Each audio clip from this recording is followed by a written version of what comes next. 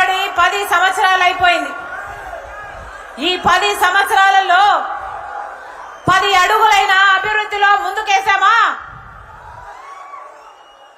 పట్టుమని 10 కొత్త పెద్ద పరిశ్రమలైనా వచ్చాయా? మన బిడ్డలకు ఉద్యోగాలు వచ్చాయా? ఈ 10 సంవత్సరాలలో ఎక్కడ వేసిన గొంగలి అక్కడే. అభివృద్ధిలో ఒక్క అడుగు కూడా ముందుకు వేయలేదు.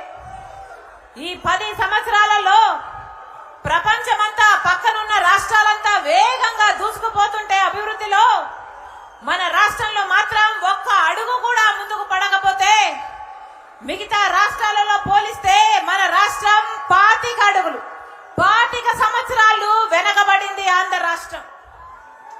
దీనికి కారణం ఎవరు? దీనికి కారణం ఎవరు? ఈ 10 సంవత్సరాల ఆంధ్ర రాష్ట్రంలో 5 సంవత్సరాలు మొట్టమొదట 5 సంవత్సరాలు చంద్రబాబు గారు ముఖ్యమంత్రి అయితే ఇప్పుడు 5 సంవత్సరాలు జగనన్న గారు ముఖ్యమంత్రి.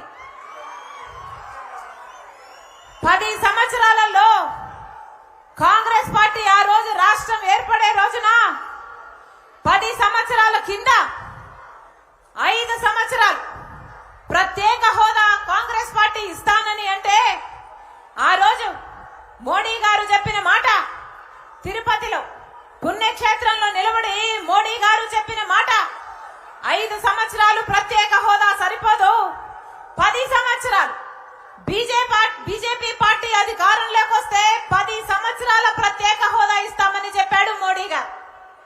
నాకు భక్తి ఎక్కువ అని చెప్పుకునే మోడీ గారు తిరుపతిలో నిలబడి ఆంధ్ర రాష్ట్ర ప్రజలకు ఇచ్చిన హామీ, ఇచ్చిన వాగ్దానం 10 సంవత్సరాల ప్రత్యేక హోదా. ఆ రోజు చంద్రబాబు గారు మోడీ గారికి మద్దతు పలుకుతూ అదే సభలో 10 సంవత్సరాలు సరిపోదు, మాకు 15 సంవత్సరాలు ప్రత్యేక హోదా కావాలి అన్నాడు. ప్రత్యేక హోదా కోసమే బీజేపీతో చేరుతున్నాము, మోడీ గారితో మేము అలయన్స్ పెట్టుకుంటున్నాము అని చెప్పిన చంద్రబాబు గారు అలయన్స్ పెట్టుకున్నాడు, అధికారంలోకి వచ్చాడు.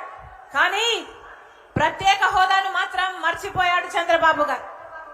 ప్రత్యేక హోదా కోసం పోరాడుతానని చెప్పిన వాడు, ఆంధ్ర ప్రజల హక్కు ప్రత్యేక హోదా అని చెప్పిన వాడు, నన్ను ముఖ్యమంత్రిని చేయండి, నేను స్వర్ణాంధ్రను చేస్తానని చెప్పిన వాడు, నవ్యాంధ్రను నిర్మిస్తానని చెప్పిన వాడు తీరా ముఖ్యమంత్రి అయ్యాక ప్రత్యేక హోదాను విరమించాడు, ప్రత్యేక హోదాను విస్మరించాడు, ప్రత్యేక హోదాను తుంగలో తొక్కాడు. ఊసరవల్లి కూడా చంద్రబాబు గారి దగ్గరే రంగులు మార్చడం నేర్చుకుంది. ఊసరవల్లికి మించి చంద్రబాబు గారు ముఖ్యమంత్రి కాకముందు ప్రత్యేక హోదా ఆంధ్ర రాష్ట్ర ప్రజల హక్కు అని చెప్పిన వాడు ముఖ్యమంత్రి అయిపోయిన తర్వాత చంద్రబాబు గారు చెప్పిన మాట ఏమిటి? ప్రత్యేక హోదా అయితే సంజీవినా అన్నాడు. ప్రత్యేక హోదా అవసరం లేదు, మేము ప్రత్యేక ప్యాకేజీ తీసుకుంటాము అన్నాడు.